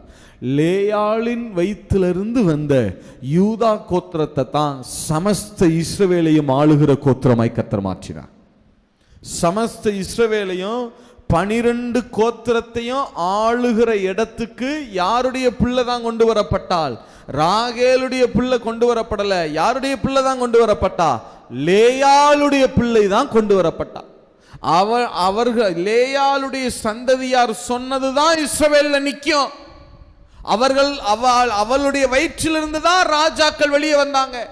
யூதா கோத்திரத்தினுடைய எல்லா ராஜாக்களும் தாவீதிலிருந்து சாலமோன்ல இருந்து பின்வந்த எல்லா ராஜாக்களும் யாருடைய வயிற்று பிள்ளை, யாருடைய சந்ததியிலிருந்து தான் வந்தவங்களா இருந்தாங்க? லேயாளுடைய சந்ததியிலிருந்து தான் வந்தவங்களா இருந்தாங்க. ராகேலுடைய சந்ததி அல்ல. யோசிச்சு பாருங்க.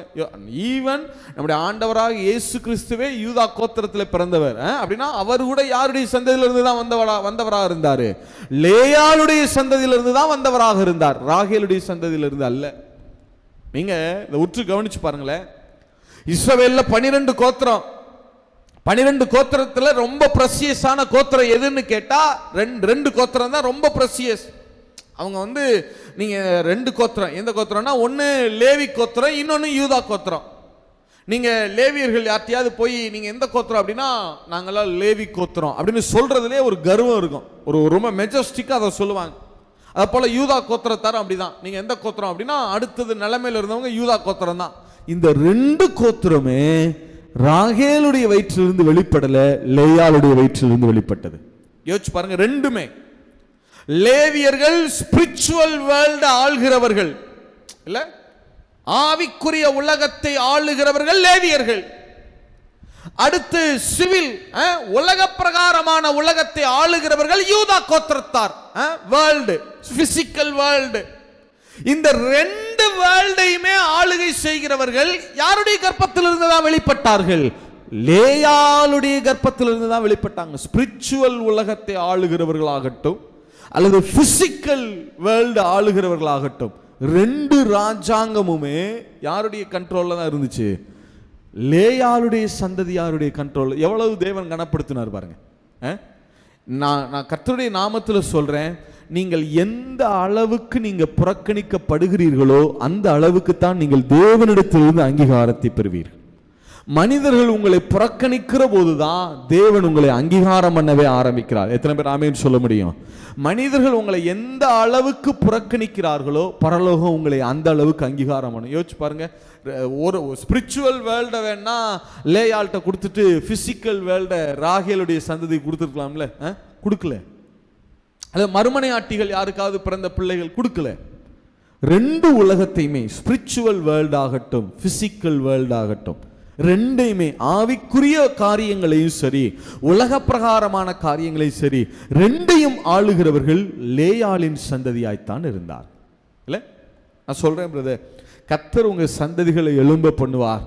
ஒரு சந்ததி ஆவிக்குரிய உலகத்தை ஆளும், இன்னொரு சந்ததி இந்த உலக பிரகாரமான உலகத்தை ஆளும். இதை 2யும் ஆளுகை செய்கிறவர்களாய் உங்களை மாற்றுகிறதற்கு தேவன் வல்லமையுள்ளவராக இருக்கிறார். யோசிச்சு பாருங்க. எந்த ஆளுகையும் கிடையாது லேயாளுடைய லைஃப்ல, ஆனா 2யுமே ஆளுகை செய்கிற இடத்துல தான் கர்த்தர் அவர்களை வைத்தார். சரி, அடுத்து என்ன நடந்தது வாசிங்க, அடுத்து வாசிங்க பார்க்கலாம். ஆதியாகமம் புத்தகம் 30வது அதிகாரம் 18வது வசனம். 30வது அதிகாரம் 18வது வசனம். அப்பொழுது லேயாள் நான் என் வேலைக்காரியை என் புருஷனுக்கு கொடுத்த பலனை தேவன் எனக்கு தந்தார் என்று சொல்லி அவனுக்கு இசக்கார் என்று பெயரிட்டார். இசக்கார் எபிரேய பாஷையில இசக்கார் அப்படின்னா ரிவார்டு அல்லது என்ன சொல்றது, பலன் கொடுக்கிறது, பலன் ஊதியத்தை பெறுவது, ரீகம்பன்ஸ் சொல்லுவாங்கல்ல.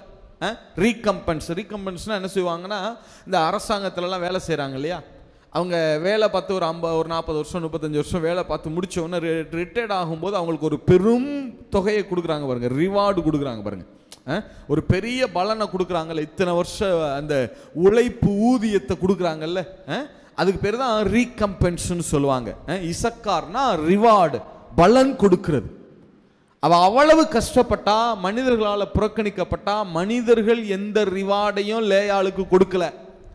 மனிதர்கள் லேயாளுக்கு ரிவார்டு கொடுத்தாங்களோ கொடுக்கலையோ, லேயாளுக்கு ரிவார்டு கொடுக்க கர்த்தர் போதுமானவராக இருந்தார். எத்தனை பேர் ஆமென் சொல்ல முடியும்?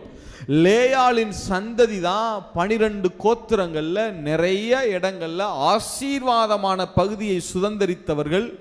ராகேலின் சந்ததி அல்ல, மறுமனையாட்டிகளின் சந்ததி அல்ல, லேயாளின் சந்ததி தான் சுதந்திரிச்சாங்க. ஈவன் ஆசரிப்பு கூடாரத்துக்கு முன்பாக கூட வரிசையில் நிற்கிறது இப்ப ஆசரிப்பு கூடாரம் இருந்துச்சு இல்லையா, தேவன் நடுவாக வீற்றிருப்பார் இல்லையா, அவருக்கு முன்பாக கிழக்கு பகுதியில் முதல் பாளையமா இறங்கின அத்தனை பேரும் லேயாளுடைய வம்சத்தார். என்னாகும் புஸ்தகம் 2வது அதிகாரம் 3வது வசனம் வாசிங்க. 3வது வசனம் வாசிங்க. என்னாகும் புஸ்தகம் 2வது அதிகாரம் 3வது வசனம். யூதாவின் பாளையத்து கொடியுடைய சேனைகள் சூரியன் உதிக்கும் கீழ்ப்புறத்திலே, அதாவது ஆசரிப்பு கூடாரத்துக்கு முன்னாடி கிழக்கு திசையில தேவன் பார்க்கும்படியா கீழ்ப்புறத்திலே பாளையம் இறங்க வேண்டும். கீழ்ப்புறத்துல கிழக்கு பகுதியில் ஆசரிப்பு கூடாரத்துக்கு இப்ப தேவன் வீற்றிருக்கிறாரா, அவர் கிழக்கு நோக்கி அமர்ந்திருப்பார். அவருக்கு நேர் முன்னாடி 3 கோத்திரம் இருக்கணும். எந்தெந்த கோத்திரம்னு பாருங்க. 1 யூதா கோத்திரம், 3வது வசனம். அடுத்து 5வது வசனம் வாசிங்க. அவன் அருகே இசக்கார் கோத்திரத்தார் பாளையம். இப்ப யூதாவுக்கு பக்கத்துல இசக்கார் கோத்திரம். அடுத்து 7வது வசனம். அவன் அருகே செபுலோன் கோத்திரத்தார் பாளையம் இறங்க வேண்டும். நல்லா யோசிச்சு பாருங்க. ஆசரிப்பு கூடாரம் எப்படி இருக்கு இல்லையா? அவருக்கு முன்னாடி 3 கோத்திரம் இருக்கும். அவருக்கு முன்னாடி இந்த வலது பக்கத்துல முன்னாடி 3, வலது பக்கத்துல 3 பேர் இருப்பாங்க, இடது பக்கத்துல 3 கோத்திரம், பின்னாடி ஒரு 3 கோத்திரம், மொத்தம் 4 திசையிலையும் 3 கோத்திரம். அதுல நீங்க நல்ல இந்த 2வது அதிகாரத்தை முழுவதும் நீங்க வாசிச்சு பார்த்தீங்கன்னா, ஆண்டவருக்கு முன்பாக ஆசரிப்பு கூடாரத்துக்கு முன்னாடி வரிசையா 1, 2, 3 கோத்திரம். அந்த 3மே லேயாளுடைய பிள்ளைகள். அடுத்து ஆசரிப்பு கூடாரத்துக்கு வலதுபுறத்துல தேவனுடைய வலது பாரிசத்துல இருந்த 3மே லேயாளுடைய பிள்ளைகள். ஆசரிப்பு கூடாரத்திற்கு முன்பும் சரி, அவருடைய வலது பாரிசத்திலும் சரி இருந்த எல்லா கோத்திரங்களும் லேயாளின் சந்ததியாய் வைக்கப்பட்டார்கள். ஆசரிப்பு கூடாரத்தில் தனக்கு முன்பாக இருக்கிறவர்களும் தன் வலது பாரிசத்தில் இருக்கிறவர்களும் ராகேலின் பிள்ளைகள் அல்ல, மறுமனையாட்டிகளின் பிள்ளைகள் அல்ல, லேயாளின் பிள்ளைகளைத்தான் தேவன் வைத்தார். எவ்வளவுக்கு எவ்வளவு லேயாளின் பிள்ளைகளை ஆசீர்வாதமான இடத்துல வைக்க முடியுமோ அவ்வளவுக்கு அவ்வளவு லேயாளின் பிள்ளைகள் ஆசீர்வாதமான இடத்துல வைக்கப்பட்டாங்க. கர்த்தருடைய நாமத்துல சொல்றேன், உலகம் வேணும்னா உங்களை புறம்பான இடத்துல வைக்கலாம், உலகம் வேணும்னா உங்களை ஒதுக்குப்புறமான இடத்துல வைக்கலாம். ஆனா கர்த்தருடைய நாமத்துல சொல்றேன், உலகம் உங்களை புறம்பான இடத்துல வச்சுச்சுன்னா ஒரு நாளும் கவலைப்படாதீங்க, கர்த்தர் உங்களை பிரதானமான இடத்துல வைக்க வல்லமையுள்ளவராக இருக்கிறார். ஆசரிப்பு கூடாரத்து தேவன் எந்நேரமும் பார்க்கறது லேயாளின் பிள்ளைகளை தான், எப்பவும் அப்படி பார்த்துட்டே இருக்கிற மாதிரி. யூதா கோத்திரம், இசக்கார் கோத்திரம், செபுலோன் கோத்திரம் எப்படி இருக்கும்? சைடில் வலது பாரிசத்தில் இருந்த எல்லாரும் லேயாளின் சந்ததியா இல்லை? உபாகம புஸ்தகம் 27வது அதிகாரம் 12-13 வாசிங்க. யோசுவா இஸ்ரவேலர்களை கானானுக்குள்ள கொண்டு போறார். கானானுக்குள்ள அப்பதான் என்டர் ஆறாங்க. யோர்தானை கடந்து கானானுக்குள்ள போறாங்க. யோர்தானை கடந்து போன உடனே ஒரு சம்பவம் அங்க செய்யப்படுது. என்ன? 2 மலை இருக்கு அங்க. ஏபால் மலை, கெரிசீம் மலைன்னு 2 மலை. கெரிசீம் மலை 1, ஏபால் மலை 1. கெரிசீம் மலை ஆசீர்வாதத்தின் மலை, ஏபால் மலை சாபத்தினுடைய மலை. ஏபால் மலை என்ன மலை? சாபத்தினுடைய மலை. ஆனா கெரிசீம் ஆசீர்வாதத்தினுடைய மலை. இப்ப 2 மலையிலையும் 6 கோத்திரத்தை நிறுத்தணும். 12 கோத்திரத்தை பாதியா பிரிச்சு நிறுத்தணும். கெரிசீம் மலையில எத்தனை கோத்திரங்கள் நின்னுச்சு? அவங்க யாருடைய வம்சத்துல வந்தவங்க? ஏபால் மலையில எத்தனை கோத்திரம் இருந்துச்சு? அவங்க யாருடைய வம்சத்துல வந்தவங்க? பார்க்கலாம், வாசிங்க பார்க்கலாம். உபாகம புஸ்தகம் 27:12-13 வாசிங்க பார்க்கலாம். நீங்கள் யோர்தானை கடந்த பின்பு ஜனங்கள் ஆசீர்வதிக்கப்படும்படி கெரிசீம் மலையில் சிமியோன், யார் பாருங்க, சிமியோன் அவன் லேயாளுடைய பிள்ளை, லேவியும் லேயாளுடைய பிள்ளை, யூதாவும் லேயாளுடைய பிள்ளை, இசக்காரும் லேயாளுடைய பிள்ளை, யோசேப்பு ஒருவன் ராகேலுடைய பிள்ளை, பென்யமின். இந்த 2 பேர் ஆசீர்வாத மலையில 6 கோத்திரம், அதுல 4 கோத்திரம் லேயாளுடைய கோத்திரம். அடுத்து வாசிங்க. சாபம் கூறப்படும் பொருட்டு ஏபால் மலையில் ரூபன், காத், ஆசேர், செபுலோன், தான், நப்தலி என்னும் கோத்திரங்கள் நிற்க வேண்டும். ஆசீர்வாதம் கூடப்படுகிற கெரிசீம் மலையில 6 கோத்திரம் நிக்குது. 6ல 4 கோத்திரம் லேயாளுடைய கோத்திரம். நான் சொல்றேன், உலகம் வேணா உங்களுக்கு ஆசீர்வாதத்தை கொடுக்க மறுக்கலாம், ஆனா தெய்வம் உங்களுக்கு எவ்வளவு ஆசீர்வாதங்களை பெற்றுத்தர முடியுமோ அவ்வளவு ஆசீர்வாதங்களை பெற்று தருவதற்கு வல்லமையுள்ளவராக இருக்கிறார். எவ்வளவு பிரதானமான இடத்துல உங்களை வைக்க முடியுமோ அவ்வளவு பிரதானமான இடத்துல கர்த்தர் உங்களை வைக்கிறதுக்கு வல்லமையுள்ளவர். எத்தனை பேர் ஆமேன் சொல்ல முடியும்? யோசிச்சு பாருங்க. லேயாளுடைய வாழ்க்கையில என்னெல்லாம் நெகட்டிவாய் காணப்பட்டதோ அது எல்லாவற்றையும் தெய்வம் பாசிட்டிவா மாறப்படினார். உலகம் எதையெல்லாம் லேயாளுக்கு கொடுக்க மறுத்ததோ கர்த்தர் அவைகளை எல்லாம் லேயாளுக்கு கொடுத்தார். இந்த உலகத்திட்ட இருந்து எதுவும் வரணும்னு நினைக்காதீங்க பிரதர். உலகத்தில் இருக்கிறவர்களை சார்ந்து வாழாதீங்க. நல்லா கவனிங்க.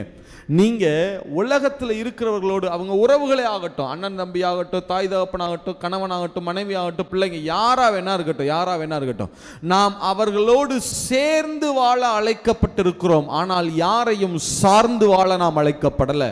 நாம் சார்ந்து இருக்க வேண்டியது கர்த்தர் ஒருவரைத்தான். எத்தனை பேர் ஆமேன்னு சொல்ல முடியும்?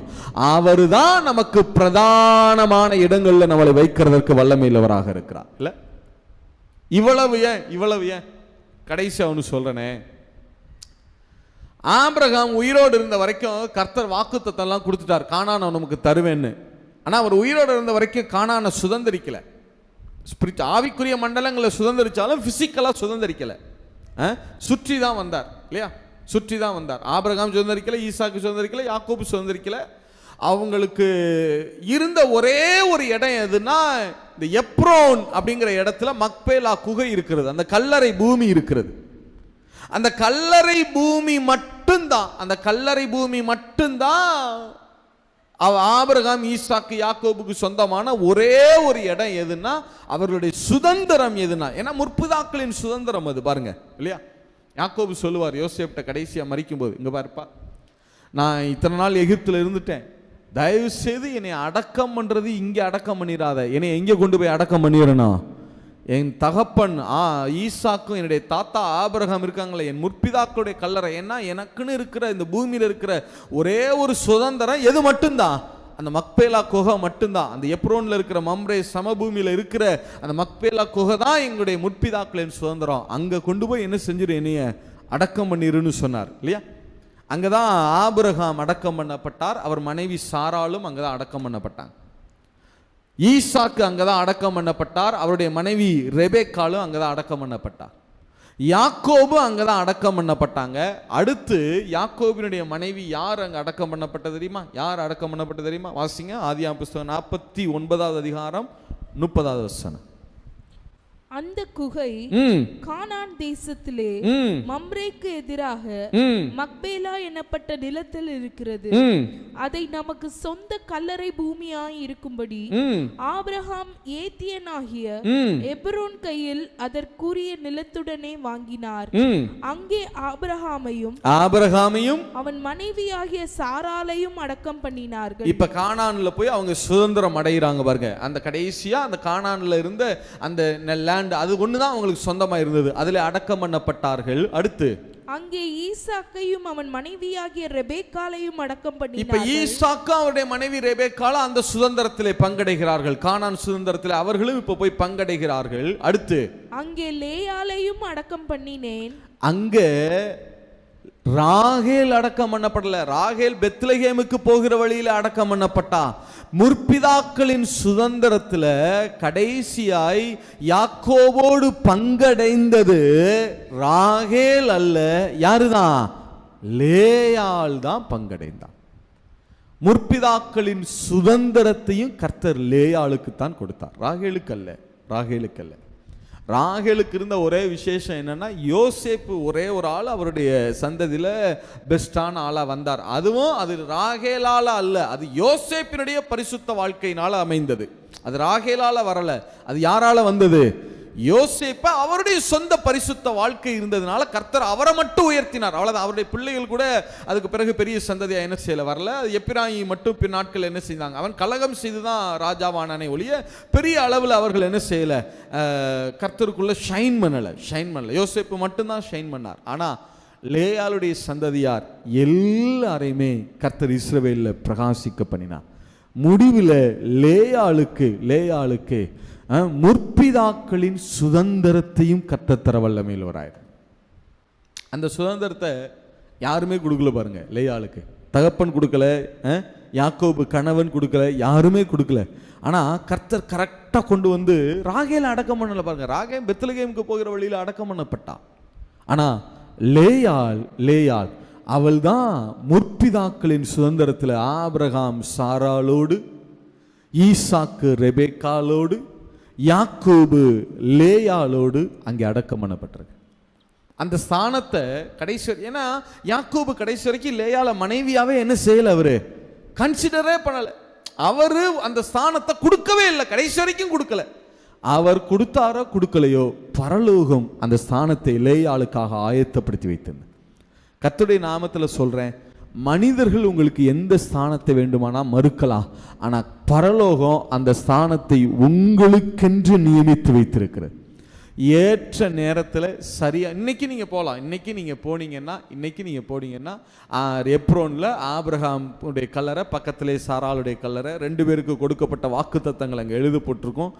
அடுத்து ஈசாக்கினுடைய கல்லறை, அதுக்கு பக்கத்தில் ரெபேக்காளுடைய கல்லறை, அங்கே ஈசாக்கு கொடுக்கப்பட்ட வாக்குத்தத்தங்கள் எழுதப்பட்டிருக்கும். அதுக்கு அடுத்து யாக்கோபினுடைய கல்லறை, பக்கத்திலேயே லேயாவுடைய கல்லறை, அங்கே யாக்கோபினுடைய வாக்குத்தத்தங்கள் எழுதி போட்டு வச்சிருக்கிறாங்க. அந்த இடத்துல ராகேல் அடக்கம் பண்ணப்படலை. யார் தான் அடக்கம் பண்ணப்பட்டாங்க? லேயாள் தான். ஒரு சரீரத்தில் பலவீனமான ஒரு ஆளை எடுத்து அவளுடைய சந்ததியை கரத்தில் கர்த்தர் எடுத்ததனுடைய விளைவு, ஆண்டவர் சொல்றாரு, சிறுமையும் மெலிவையுமே ஆனவனை புழுதியிலிருந்து எடுத்து யாரோட உட்கார பண்ணுகிறாரா? பிரபுக்களோட சிங்காசனத்தில் உட்கார பண்ண வல்லமையில. யோசிச்சு பாருங்க, மணவரையில் கூட லேயாளுக்கு உட்கார இடம் கொடுக்கல.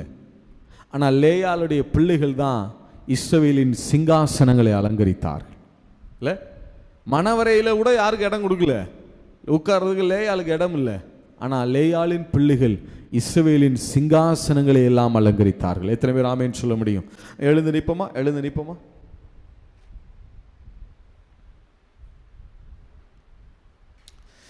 கண்களை மூடி,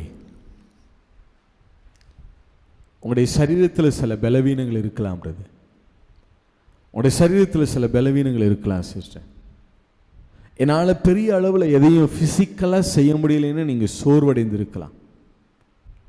பிரதர், மற்ற மனிதர்களைப் போல என்னால் நினைத்ததை புசிக்க முடியல, நினைத்த இடத்துக்கு போக முடியல, நினைத்த காரியங்களை செய்ய முடியல. நான் ஃபிசிக்கலாக பாதிக்கப்பட்டிருக்கிறேன், அதனால நான் மனதளவிலையும் பாதிக்கப்பட்டிருக்கிறேன் பிரதர்.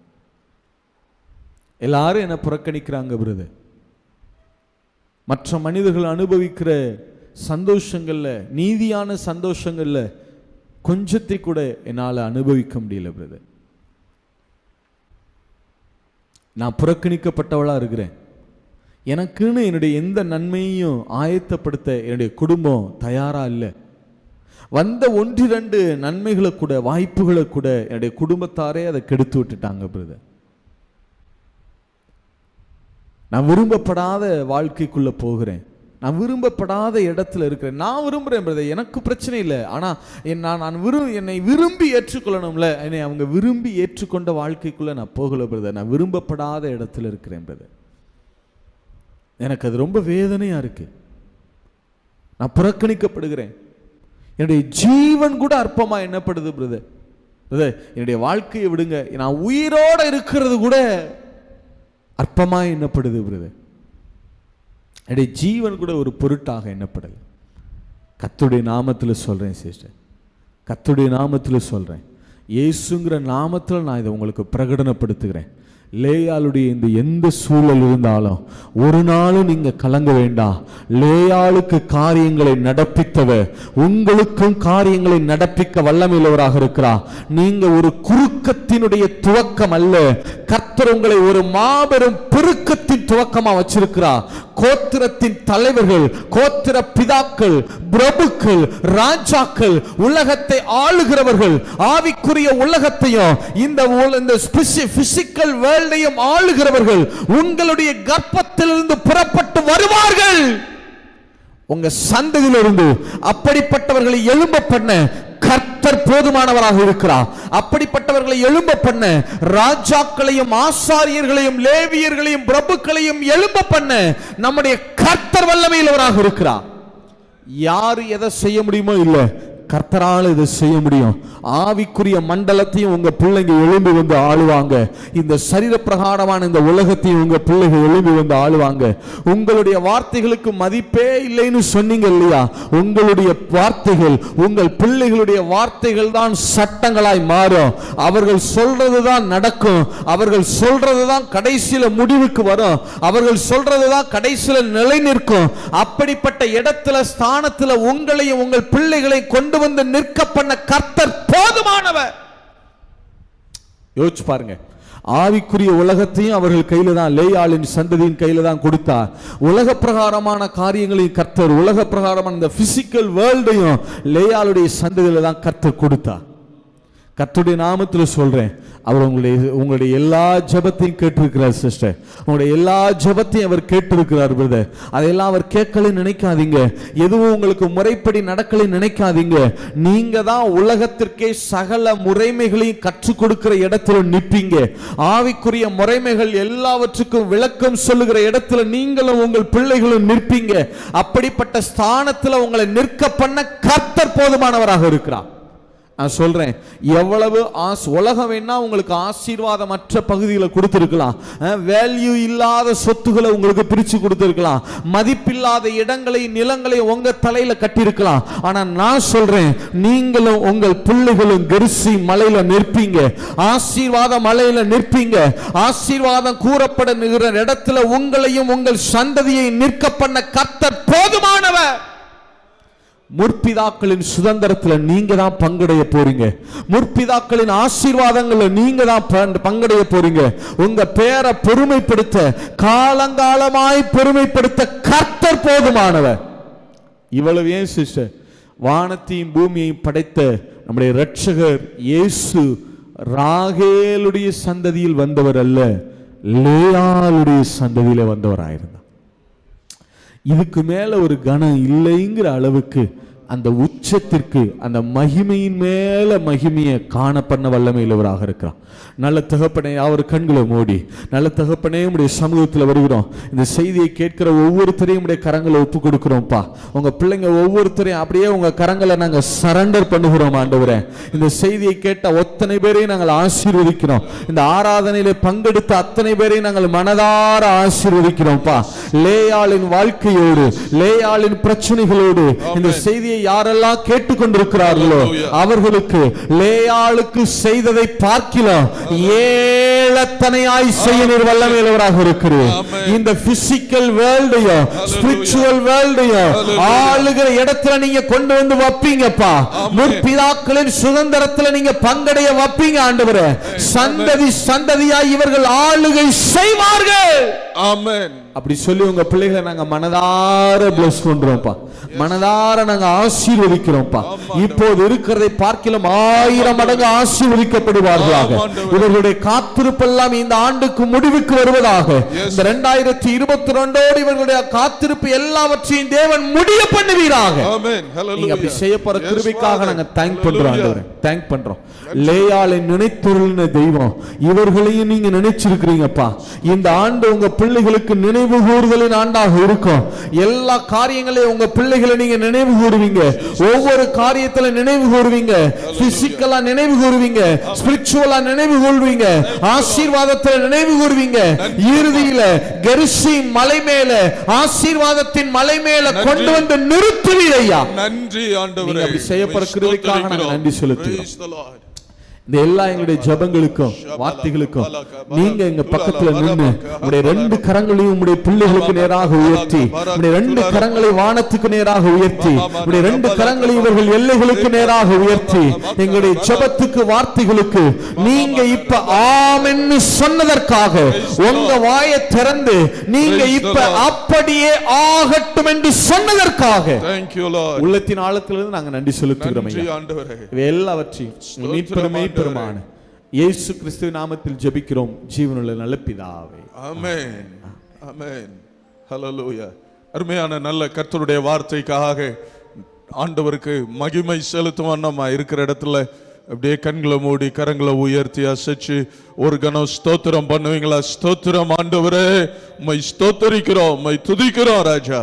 உம்மை துதிக்கிறோம். 118ஆம் சங்கீதத்திலே விதமாய் எழுதப்பட்டிருக்கிறது, வீடு கட்டுகிறவர்கள் ஆகாது என்று தள்ளின கல்லே மூளைக்கு தலைக்கல்லாயிற்று, இது கர்த்தராலே ஆயிற்று. இது நம்முடைய கண்களுக்கு ஆச்சரியமாயிருக்கிறது. பிரியமானவர்கள், இந்த வார்த்தையை நீங்கள் என்ன சூழ்நிலையில கேட்டுக்கொண்டிருந்தீங்களோ தெரியல. மனுஷரால புறக்கணிக்கப்படும் பொழுது கர்த்தர் உங்களை அங்கீகரிக்க தொடங்குகிறார். மனுஷர் புறக்கணிக்கும் போது, மனுஷர் உங்களை எட்டி உதைக்கும் போது, மனுஷர் உங்களுக்கு செய்ய வேண்டிய கடமைகளை கூட செய்யாமல் போகும் பொழுது, பிரியமானவர்களை, சோர்ந்து போகாதீங்க, முறுமுறுத்துறாதீங்க, விசுவாசத்தை விட்டுறாதீங்க. மாறாக உங்களை அங்கீகரிக்கும்படி காத்திருக்கிற கர்த்தரை நோக்கி பாருங்கள். அவரிடத்துல பயபக்தியாயிருங்க, அவரை இன்னும் அன்பு கூறுங்க. உங்க மனதின் பாரங்களை கர்த்தரிடம் இறக்கி வையுங்கள். கர்த்தர் உங்களை உயர்த்துவார். கர்த்தர் உங்கள் தலையை நிமிர பண்ணுவார். கர்த்தர் உங்கள் கொம்பை உயர்த்துவார். கர்த்தர் உங்களை வெட்கப்பட்ட தேசத்திலே கீர்த்தியும் புகழ்ச்சியுமாக வைப்பார்.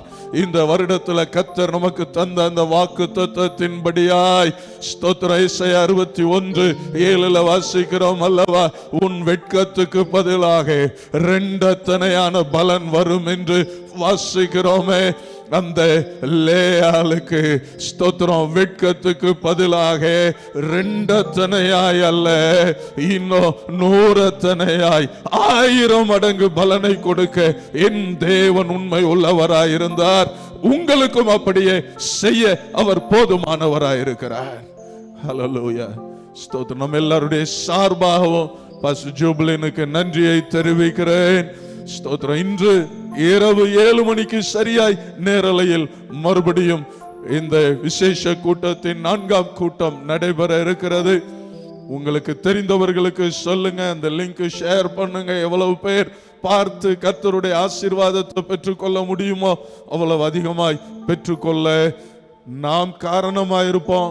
கர்த்தர் உங்களை பயன்படுத்துவாராக. கண்களை மூடி நாம ஜெபிக்கலாம். சர்வ வல்லமை பொருந்திய எங்கள் அன்பின் பரலோகத்தின் தேவனே, இயேசுவின் நாமத்தினாலே உம்முடைய முகத்தை நோக்கி பார்க்கிறோம். அப்பா, நீர் தந்த வார்த்தைக்காய் உமக்கு நாங்கள் நன்றி சொல்லுகிறோம். எளியவன புழுதியிலிருந்து, சிறியவன குப்பையிலிருந்து உயர்த்தி ராஜாக்களோடு உட்கார செய்கிற தேவன் அல்லவா. அவனை மட்டும் அல்ல ஆண்டவரே, அவருடைய சந்ததியே தலைமுறை தலைமுறை தலைமுறை தலைமுறையா ஆசீர்வதிக்கிற தேவன். அதற்கு சான்றாக இந்த லேயால இந்த நாள்ல எங்கள் முன்னால நிறுத்தினீங்க. அதற்காக நன்றி சொல்லுகிறோம்.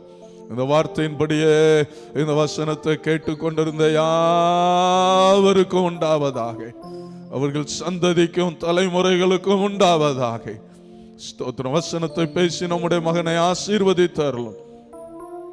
சரீரத்துல வியாதி பலவீனத்தோடு யாரெல்லாம் அந்த வார்த்தையை கவனித்துக் கொண்டிருக்கிறாங்களோ ஆண்டவரே, உங்க வல்லமை இந்த நேரத்துல இறங்கட்டும் ராஜா. கரங்களில, கால்களில, கண்களில, செவிகளில, இருதயத்துல, கல்லீரல்ல, நுரையீரல்ல, ஆமென், சிறுநீரகங்களில, கணையத்தில, நரம்பு மண்டலங்களில, எலும்பு மண்டலங்களில, தசைகளில, மூளையில, தண்டுவடத்துல சுகம் அளிக்கிற என் தேவனுடைய வல்லமை இறங்குவதாக. தெய்வீக சுகம் உண்டாவதாக. நோய்களை அதட்டுகிறேன். தேவனுடைய பிள்ளைகளின் வாழ்க்கையில கிரியை செய்கிற பேயின் வல்லமைகளை இயேசுவின் நாமத்தினால் அதட்டுகிறேன், கடிந்து கொள்ளுகிறேன். வெளியேறி போ இயேசுவின் நாமத்தினாலே. அன்பின் ஆண்டவரே, உமக்கு எல்லா கனமும் துதியும் மகிமையும் உண்டாகட்டும். உம்முடைய பிள்ளைகள் கையிட்டு செய்கிற வேலைகள் எல்லாம் நீர் ஆசீர்வதித்தருளும். படிக்கிற பிள்ளைகளுடைய படிப்புகளை ஆசீர்வதித்தருளும். கண்ணின் மணி போல போக்கிலும் வரத்திலும் உம்முடைய அடியாரை நீர் காத்துக்கொள்ளும் ஆண்டவரே. ஸ்தோத்திரம். இயேசுவின் நாமத்தில் ஜெபிக்கிறோம் ஜீவனுள்ள எங்கள் நல்ல பிதாவே, ஆமென், ஆமென். சேர்ந்து சொல்லலாம். என் ஆத்துமாவே கர்த்தரை ஸ்தோத்திரி, என் முழு வல்லமையுடைய பரிசுத்த நாமத்தை ஸ்தோத்திரி. என் ஆத்துமாவே கர்த்தரை ஸ்தோத்திரி, அவர் செய்த சகல உபகாரங்களையும் மறவாதே. ஆமென். கர்த்தர் உங்களை ஆசீர்வதித்து உங்களை காக்க கடவர். கர்த்தர் தம்முடைய முகத்தை உங்கள் மேல் பிரகாசிக்க பண்ணி உங்கள் மேல் கிருபையாயிருக்க கடவர். கர்த்தர் தம்முடைய முகத்தை உங்கள் மேல் பிரசன்னமாக்கி உங்களுக்கு சமாதானம் கட்டளையிட கடவர். ஆமென். அல்லேலூயா. ஸ்தோத்திரம். கர்த்தர் உங்களோடு இருப்பாராக. கர்த்தர் உங்களை ஆசீர்வதிப்பாராக. நன்றி.